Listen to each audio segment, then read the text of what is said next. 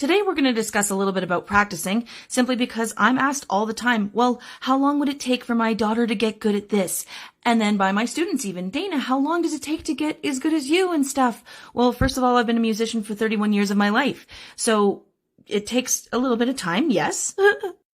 But what I'm going to focus on is the book, The Outliers, and it describes the 10,000 hours. Now, to get 10,000 hours into your craft takes a long time, yes, but if you dedicate minimum 20 hours a week, then you can be a master of your craft in 10 years. So a lot of the time, there are these weird sayings that go around that says basically, we underestimate what we can do in 1 year and we overestimate what we can do in 10. So we can basically say, oh yeah, I'll do it later, I'll do it later, I'll do it later. And then it becomes 10 years and you basically have done nothing. So using music and music lessons and practicing a musical instrument as an example, practicing should happen so that you can get better at something. You have to repeat something over and over again in order to get better at it.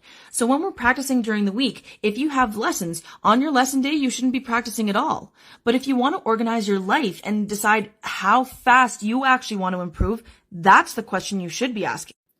So it's kind of funny when I do ask the parents, well, how many days do they have available to practice? And they're like, well, they have every day. And I'm like, oh, guaranteed you can try to make them practice every day. But realistically speaking, it's not going to happen. It's just one of those things. We can have the daily tasks that we do. But when it comes down to, I've never practiced an instrument before, and now I'm expected to practice absolutely every single day. That's just, it's an impossible feat. So if you have the time to have your lesson day and then say 2 days a week and you practice for half an hour, well, that's an hour per week and it's 4 hours a month. That's a pretty decent amount of time for practicing, but how long will that take you if you're going to get it better in 10 years? Well, 20 hours per week as opposed to 4. You do the math. When we have 3 days a week at 30 minutes, it's still an hour and a half, which is totally awesome. And that's 6 hours a month. This is kind of where a lot of people want to be.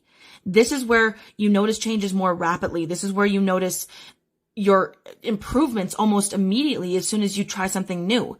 This is enough practice to retain exactly what you've learned in your lesson, as well as practice to get better and reach your next achievement, reach your next goal. But the 4 days a week is where people really separates the people who want to do it as a hobby and have some fun with it, as opposed to people who want to make music as a lifestyle. So practicing for 4 days at 30 minutes, when you're practicing 120 minutes a week and you're practicing 8 hours a month, you're telling yourself, you're telling your parents, you're telling the world, I want to get better at music and this is how I'm going to be doing it. So you can ask yourself all day, how long will it take, Dana, to get better? How much effort do you actually want to put in, buddy?